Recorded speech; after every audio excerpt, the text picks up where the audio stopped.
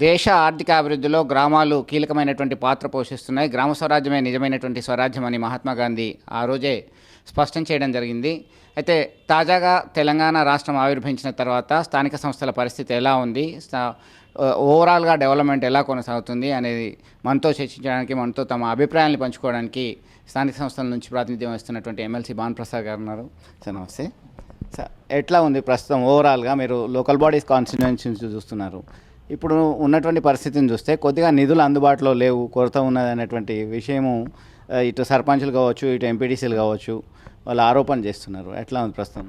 గతంలో కేంద్రం నుంచి ఏవైతే నిధులు వచ్చాయో అవి ఈ మూడంచెల వ్యవస్థలో ఉన్నటువంటి 5 అంచెల వ్యవస్థలో ఉన్నటువంటి ఇదిలో 3 ఆర్గనైజేషన్స్కి కూడా ఈక్వల్గా వచ్చే నిధులు జిల్లా పరిషత్ వ్యవస్థకి, అదేవిధంగా మండల వ్యవస్థకి, అదేవిధంగా గ్రామానికి ఈ మూడింటికి డిస్ట్రిబ్యూట్ అవుతూ నిధులు వచ్చేటువంటి పరిస్థితి ఉండేది.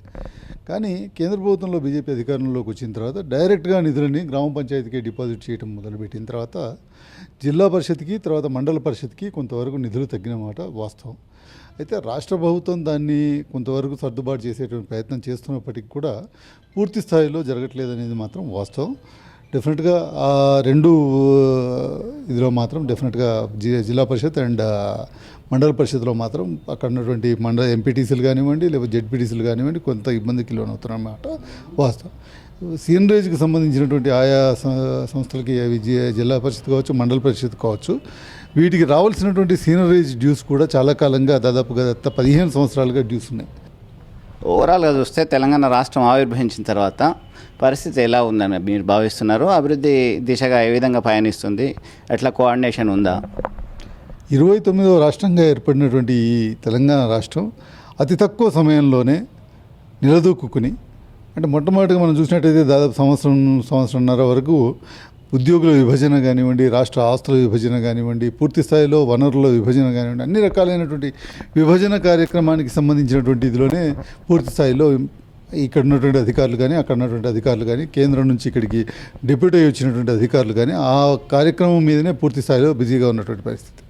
అయితే ఆనాడు ఉమ్మడి రాష్ట్రంగా ఉన్న రోజున అనేక సందర్భాల్లో ఆనాటి ముఖ్యమంత్రులు కానీ, ఆ రోజు మంత్రులు కానీ ఉన్నటువంటి వాళ్ళు తెలంగాణ రాష్ట్రం ఏర్పడితే కనుక తప్పకుండా ఇక్కడ తెలంగాణ రాష్ట్రంలో పెద్ద ఎత్తున విద్యుత్ ప్రాబ్లం వస్తుందని చెప్పి, ఇక్కడ అనేక రకాలైనటువంటి ఇబ్బందులు ఏర్పడతాయని, శాంతి భద్రతలకి విఘాతం కలుగుతుందని, ఈ రకంగా అనేకమైనటువంటి సమస్యలు దేశ ప్రజల ముందు ఉంచారు.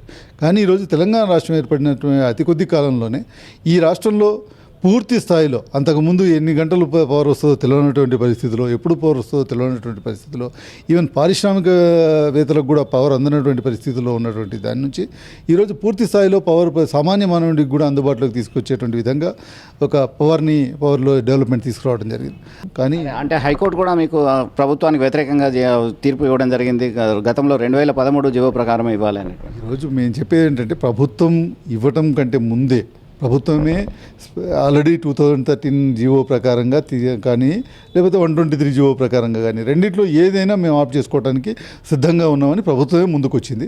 ఈ 5 సంవత్సరాలు మాత్రం చేస్తున్నటువంటి ఇదిలో విధానాల్లో మీరు అడ్డం పట్టం కాకుండా సూచనలు ఇవ్వండి, నిర్మాణాత్మకమైనటువంటి సూచనలు ఇవ్వండి, సలహాలు ఇవ్వండి. తప్పకుండా ఈ ప్రభుత్వం చేపట్టడానికి, ఆ సూచనలు స్వీకరించడానికి సిద్ధంగా ఉంటుంది. వాటన్నిటిని కూడా ముందుకు తీసుకుని వెళ్ళటానికి కూడా కేసీఆర్ గారు సిద్ధంగా ఉంటారు.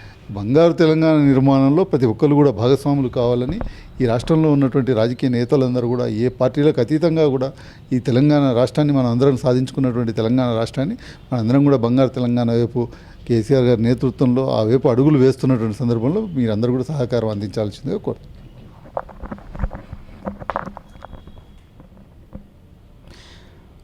మొత్తం మీద స్థానిక సంస్థల అభివృద్ధిలో కొంత ఇబ్బందులు ఉన్నప్పటికీ కూడా నిన్న మొన్నటి వరకు బాలారిష్టాలు అనేటివి వెంటాడినాయి ఈ రాష్ట్రాన్ని. అయితే శాంతి భద్రతల విషయంలో కావచ్చు, అభివృద్ధి సంక్షేమ కార్యక్రమాలు అమలు చేయడంలో కావచ్చు, పెట్టుబడులు అన్నీ కూడా ఈ రాష్ట్రం వైపు చూసేలా రాష్ట్ర ప్రభుత్వం వినూత్నమైనటువంటి తరహాలో కొత్త చర్యలు చేపట్టింది. అందరినీ ఆకర్షించి అందరినీ కలుపుకోయేటువంటి ప్రయత్నం చేస్తున్నటువంటి తరుణంలో ప్రతిపక్షాలు కొన్ని అడ్డంకులు కావాలని సృష్టించింది. జెండాలు ఏజెండాలు పక్కన పెట్టి అందరూ కలిసి నిర్మాణాత్మకంగా పనిచేస్తే బంగారు తెలంగాణ సాధించడం ఎంతో దూరంలో లేదు అని ధీమా వ్యక్తం చేస్తున్నారు.